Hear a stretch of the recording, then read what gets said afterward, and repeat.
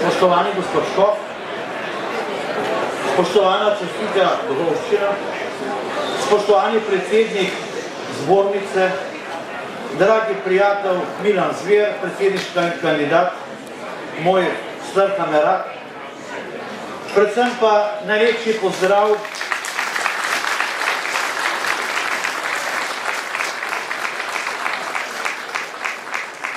velja vam vsem kmetom in se vam dolžan iskreno zahvalo, da smem biti danes tu med vami in vam nekaj spregovoriti.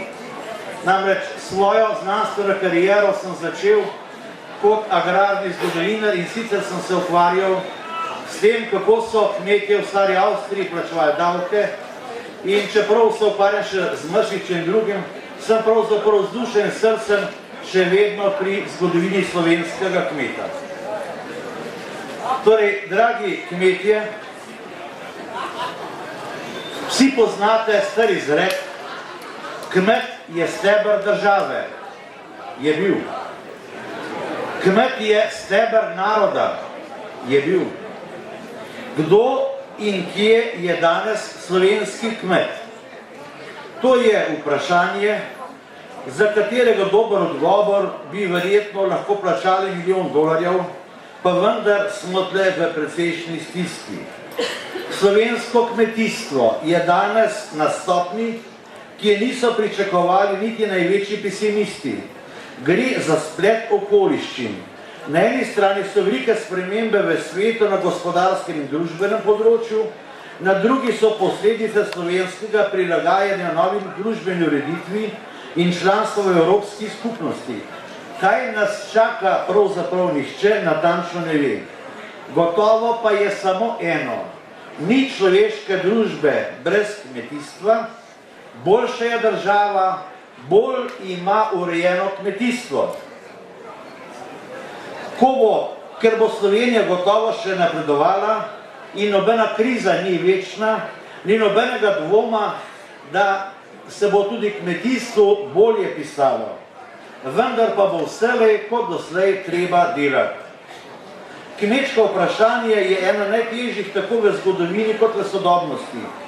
Z njim so se ukvarjali največji tuji in domači duhovi vsi, ki so hoteli biti uspešni v politiki. Pametno, predvsem pa uporabno reševanje kmečkega vprašanja je tisto, ki daje nekemu filozofu, politiku in ne nazadnje tudi vsakemu režimu izkaznico v tem, ali je dejansko uspešen in velik.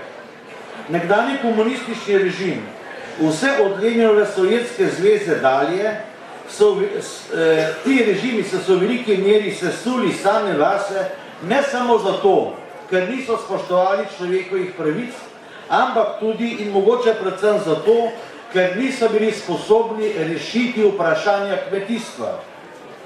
Kmečko vprašanje je težko in zapleteno, ker je hkrati gospodarsko in družbeno. Njegovo družbeno pogojenost dodatno zapleta dejstvo, da kmet ne nikoli odvisen samo od pameti, od svojega dela in znanja, ampak vselej in to v veliki meri tudi od narave. Te nikoli ne bomo mogli povsem obvladati. Vedno bo narava močnejša od nas. Včasih so v njeni nepredvidljivi in samosvojosti videli Božji prst. Z molitvijo, procesijami in podobnim so Boga prosili za pomoč. Danes, v času vse večje sekularizacije, ko mnogi niso več pripravljeni ali zmožni sprejeti Boga, ga skušajo nadomestiti z ekološkim vprašanjem. Oboje je v bistvu priznavanje človekove omejenosti in nemoči. Ekologija hoče pri mnogih nadomestiti vero in se vanjo zatekajo, ker ne vedo nekod nekam. Številni so žal našli v ekologiji vir enkratnega bogatenja. Poglejte samo državni proračun, koliko denarja dobijo razna nevladna ekološka združenja in kaj ima od tega naše kmetijstvo in naš kmet. Že sama zemlja, temeljni pogoj kmetovanja je silno različna. Ne obstaja neka standardna kvaliteta zemlje. Ponekod zemljo samo pogledate, pa ne že vse uspeva, če malo pretiravam, ponekod morate nje, če hočete kaj z nje dobiti, dobesedno žrtvovati svoje življenje. Zato ne obstaja neka splošna in za vse države in režime uporabna rešitev, ampak se je treba močno prilagajati krajevnim razmeram. In prav v tem prilagajanju kmetijstva krajevnim razmeram je največji problem.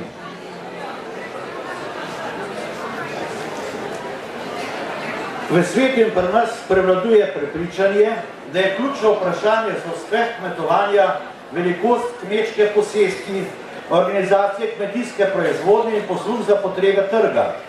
Včasih, ko je bil kmet samozadosten, to v resnici nikoli ni bil, ker vedno je moral kmet nekaj kupiti še drugega, saj sol, ki jo pri nas ni bilo, ampak včasih, ko je bil kmet več ali manj samozadosten, so za vselej minili.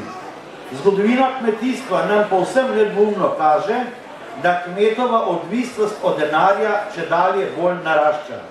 Za pokrivanje človekovih vsakodnevnih potreb, ne samo po hrani, ampak tudi po raznih družbenih potrebah, zlasti pa stroški za energijo, zahtevajo in bodo zahtevali vedno več denarja. Za slovensko kmetijstvo je najbolj usodno mnenje, da je možno kmetovati samo tam, kjer ima nekdo v lasti ali v najemu take površine, ki so velike 100 in več hektarjev, kar je že prava veleposest. Kdor hoče danes živeti od mlekarstva, mora imeti vsaj 60 krav. Po tej poti teh veleposestev, teh velefarm, Slovenci ne bomo daleč prišli, ker imamo premalo zemlje. Zavedati se moramo, da je že preko 60% Slovenije pokrita z gozdovi. To se pravi, ni rešitev velikih veleposesti in tudi zgodovina nam pove, da so poleg gruntarjev bili pri nas tudi vedno manjši kmetje in so ravno tako preživeli. Danes pravzaprav ne vemo, včasih se rekel, grunt je osnova. Kaj je danes grunt? Grunt je imel včasih nekje od 6 do 10 hektarjev obdelovalne zemlje, odvisno kje. Nekje v Prekmurju ali pa recimo na Štajerskem, v rodovitem predelu je bil majhen, na Notranjskem je bil grunt tudi 25 hektarjev. Ampak vendar, kaj je danes tista gospodarska kmečka enota, ki je bil včasih grunt, ki je omogočil življenje družini, ki je omogočil, da je kmet poravnal vse obveznosti do zemljiškega gospoda, države, delavcev in da je lahko še napredoval. Tega danes pravzaprav ne vemo. Ampak zgodovina nam pove, da je večina naših kmetov imela pol kmetije, pol grunta in da je preživela.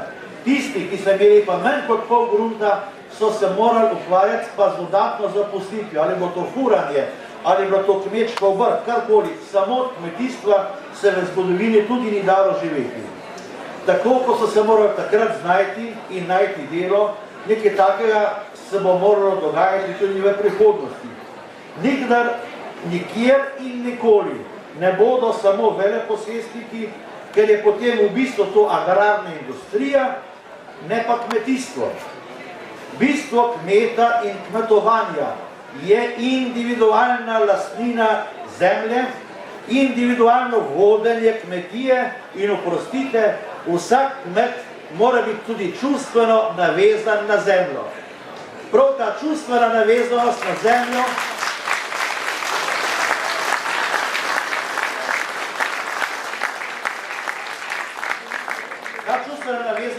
je tista ključna, ki loči kmeta od kapitalista na podeželju. Veleposestnik, poljedelec, živinorejec ali vinogradnik, ki mu je bolj ali manj vse eno, važno je, da dobi denar, pa če pride točama za varvanom, to je pravzaprav vse eno. Ali pa tisti, ki ima na primer ogromno živine, pa raje pusti živino, da umre, kot pa ne pobiče veterinarja, čeprav je drag. Oprostite, to za mene ni kmet, ker nima odnosa ne do narave in ne do ljudi. On je podjetnik, ki mu je čisto vse eno, kaj dela, važno je samo, da služi. Človek s takim odnosom sicer lahko živi med nami, če to država sprejema, ampak po mojem mnenju ni prav, da taki ljudje, ki vidijo v zemlji samo vir bogatenja, dobivajo subvencije.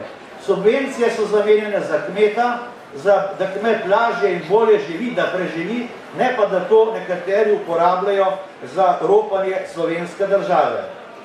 Tudi moram reči, da tisti, ki na primer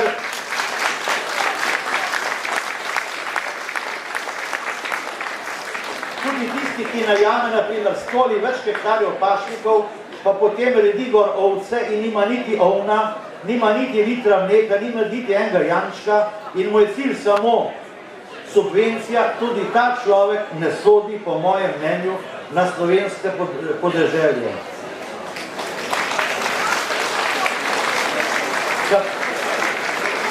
Kapitalizmu se ni mogoče izogniti, vse zato smo se ne nazadnje tudi osamosvojili, ampak dejstvo je tudi, da mora biti kmetijstvo poslovno, vendar kmetijstvo ni in ne bo nikoli industrija. Za industrijo je vseeno, ali dela danes pralne stroje, jutri tanke, pojutrišnjem pa zamaške za Coca-Colo. Za kmeta je pa vedno natančno jasno, kaj mora delati, kako mora delati in kaj vse vpliva na njegovo uspešnost. Kmetijstvo in industrijo v kapitalizmu ne ločuje odnos do zaslužka. Tako kmet kot delavc iščeta zaslužek, razlika pa je v tem, da je kapitalizem brezobziren in nehumanno nasiten in ga briga samo zaslužek, niti ne plače delavcem in vsem drugim. Ponosnemu slovenskemu kmetu in vsem tistim, ki se z njim čutimo povezani, je najtežje poslušati očitke, da živi danes kmet na račun države oziroma državljanov in kmetov, da je v bistvu zaradi subvencij socialnih podpiranic, ker brez subvencij ne bi mogel obstajati. Res je, da revežev nihče ne mara, predvsem pa jih ne spoštuje, nimajo državljanske vrednosti in časti, vendar ni res, da je slovenski kmet berač. Slovenski kmet je v zgodovini zaradi svoje zvestobe slovenski zemlji in slovenski kulturi odločilno prispeval, da smo se Slovenci kot narod ohranili in da smo prišli do svoje države.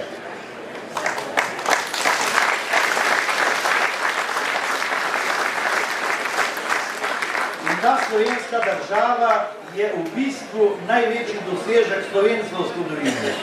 In brez slovenskih kmetov, ki so stali zvesti slovenstvu in zemlji, ki so borili praktično vsak meter, spomnite se samo zakletov prostorčkave domačije, potem lahko veste, da so bile žrtve kmetov neizmerno velike. Naš kmet, slovenski kmet, je v bistvu krvavo plačal nastanek stare Jugoslavije, ker ga je skoraj uničila konkurenca srbskega in pa slavonskega, hrvaškega žita, dalmatinskega vina.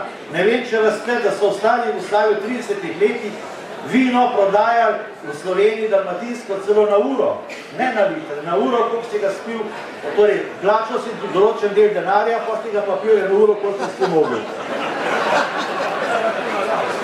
Torej, potem lejte naši kmetje, tlede Štajerske, se stoletja prodajali severno od Gradca, potem so prodajali v Trst in Furlanijo.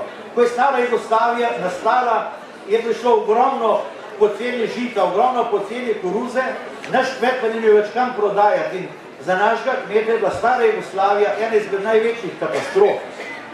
In če pogledamo potem novo Jugoslavijo, tudi tle, pogledajte med drugo svetovno vojno, treba je bilo, kmečke družine so pošiljale svoje sinove praktično vse vojaške formacije. Koliko jih je tle na Štajerskem, pa na Gorenskem, padlo samo na vzhodni fronti. Potem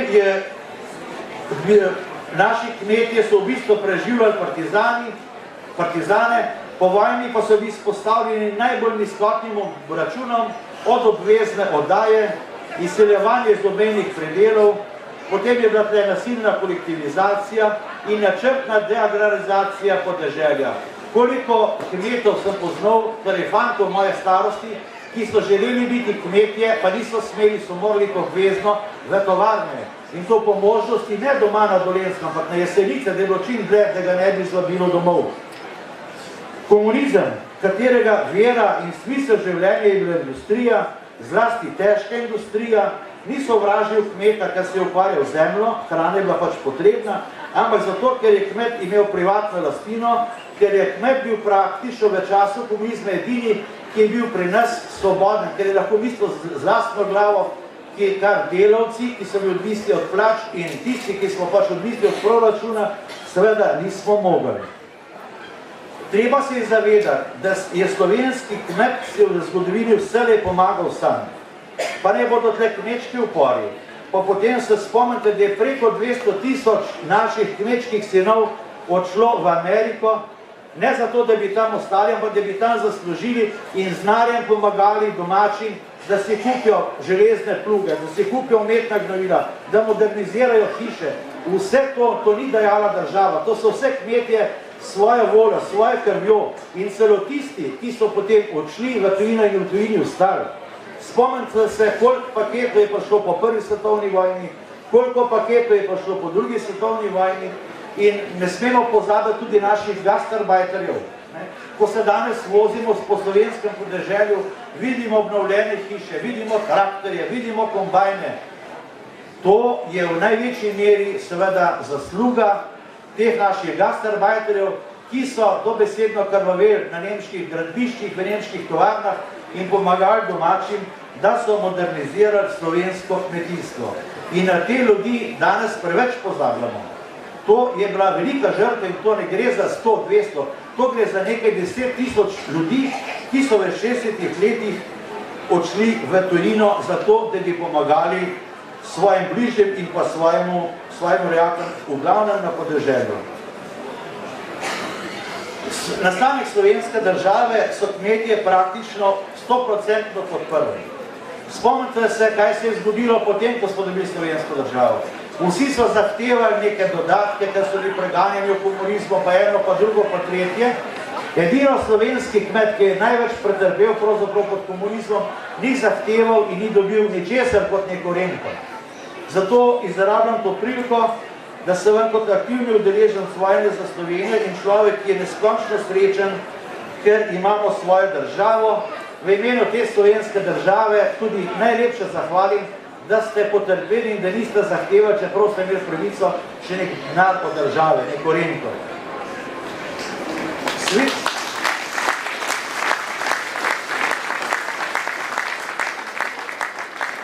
se je v zadnjih desetletjih strahotno spremenil, nihče nekaj takega pričakoval.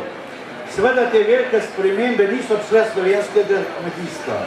Srečni smo lahko, ker zaradi vse večje motorizacije številni mladi niso zapustili vasi, ampak se dnevno vozijo v službo, vasi pa so spremenili v lepa in urejena spalna naselja, kar je slovenska posebnost. Ko tujci prihajajo v naše kraje, se čudijo, lepoti ne rabe, ampak veste, kaj se pa najbolj čudijo prav, pa kako je mogoče, da so vaše vasi žive, da je življenje na vaših vaseh. Ne, in to moramo zmeraj dopodvrti, da večina vaščarov danes sploh ni več kmetov. Ampak so to pravzaprav ljudje, ki živijo na podeželju in skrbijo za to naravo. Poznam številne vasi v okolici Novega mesta, kjer v vasi ni več ene krave, kjer nima več enega prašiča. Ampak ti ljudje živijo na podeželju, skrbijo pravzaprav za svojo okolico in tako se pravzaprav slovensko podeželje spreminja v nekaj lepega, prijetnega in poživijo. Človeka veselijo številni konji, kar ni bilo včasih, vidimo spet ovce, imajo koze. Potem moram še nekaj povedati. Zelo me boli, kadar razni novinarji in politiki govorijo proti majhnim občinam. Če ne bi bilo teh majhnih kmečkih občin, slovensko podeželje ne bi napredovalo. Veste, ker te majhne občine, te so blizu kmetom in župani vedo,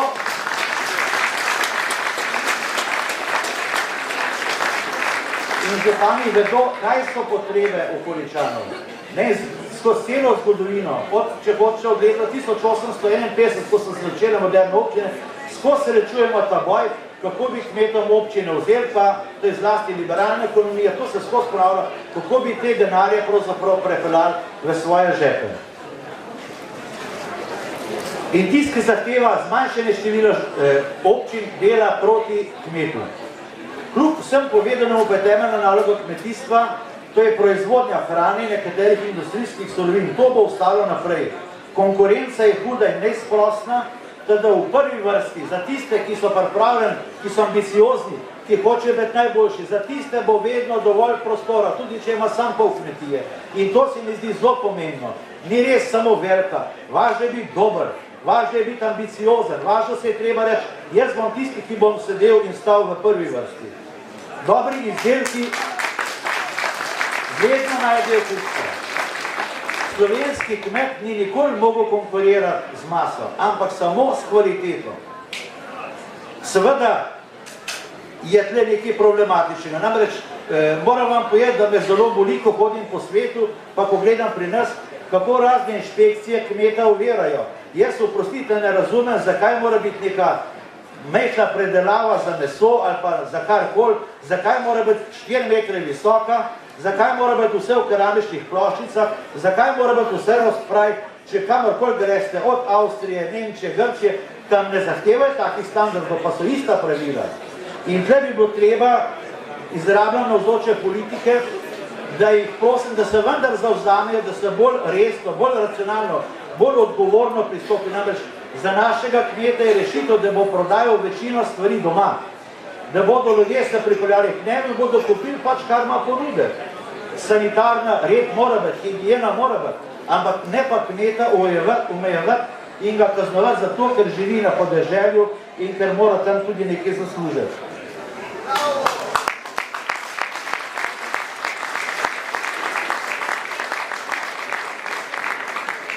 Ne glede na dejstvo, da se število kmetov v zadnjih letih zelo zmanjšalo, pa seveda ostanejo določene družbene naloge kmetov nespremenjene. Kmet, čeprav ga je danes manj kot 5%, je še vedno izjemno pomemben. Glede na to, da smo v krizi, bi veljalo to, kar ste že danes slišali pri Maši, širiti to vašo spoznanje, da lahko vsak sam toliko ponudca, kolikor ima v špajzi. Če bi ta pamet vladala, ne bi bil seveda v taki krizi. Potem je ta druga stvar, za kmeta je značilno, da je zdravo konzervativen. Nikoli se ne zaleti v novoterijo, počaka, pogleda, ali je ta stvar pametna ali resna, ne pa na vrat na nos v neko novoterijo, to seveda tudi nikamor ne pelje in zaradi tega so seveda lahko velike in tragične posledice. Za obstoječo svetovno gospodarsko krizo, posebej pa še za slovensko, je slovensko kmetijstvo in je slovenski kmet najmanj vreden, najmanj kriv. V zadnjih tednih prevzema številno v Sloveniji strah zaradi obupa in panike, črnogledosti, ki se mnogih loteva. Številni, zlasti v časopisih pa na televiziji, kar tekmuje, kdo bo povedal, kako bolj črna prihodnost se nam bliža. Zlasti seveda velja za vse tiste, ki živijo od državnega proračuna. To sejanje obupa in pesimizma postaja rana slovenske družbe. Ta obup, ta strah pred prihodnostjo, tega se moramo danes bolj bati kot vse gospodarskih kriz.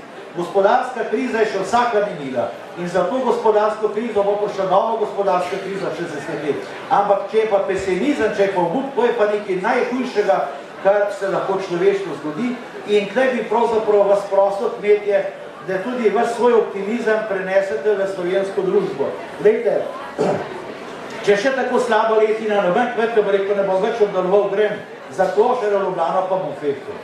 Vsak letos ni bilo preverka, bo pa drugo leto, če ne bo pa čez 2 leti. Ampak tega danes v slovenski, tega zdravega optimizma, tega manjka in med vami kmeti je pa tega še veliko in to dejte prenes tudi med ostale Slovence. Tukaj smo pri Slomškovem domu, spoštujemo njegovo izjemno ljubezen in skrb za narod in narod je on razumel predvsem kmeta. Kljub hvaležnosti za vse, kar je nas naredil, pa je bilo neodgovorno, če se ne bi imeli stalno pred očmi tisto, kar je Slomšek takrat učil in kar velja tudi danes. Slomšek se ni bal napredka, to bi vam rad povedal. Glejte, ko so uvedli svobodo tiska, so se mnogi duhovniki škofi ustrašili, ja zdaj bodo pa vsi proti veri pisali. Kaj je Slomšek naredil? Tiskarno je ustanovil, časopis je začel izdajati. On in tako pravzaprav ta napredek izkoristil. In to pravzaprav velja tudi za naprej. Slovenski kmet mora spoštovati preteklost, ne sme po njej živeti, ampak se mora stalno izobraževati, stalno gledati, oziroma lep pregovor sem se zdaj spomnil. Če Bog vrata zapre, sigurno nekje okno odpre. In tisto okno, ki pelje v rešitvi, treba najti, vedno obstaja rešitev.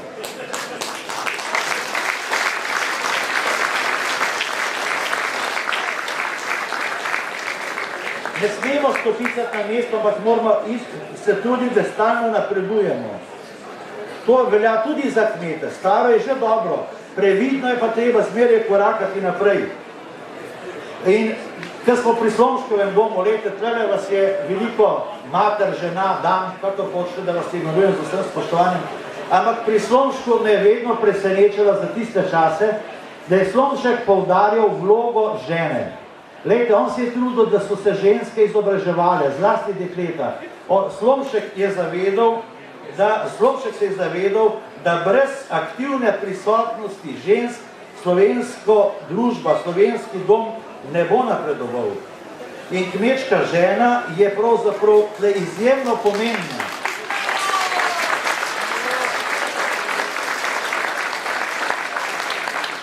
In mož se zastonj trudi, če nima podpore v ženi.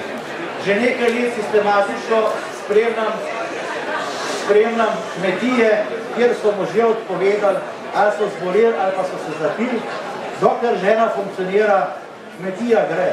Ko žena odpove, gre dol.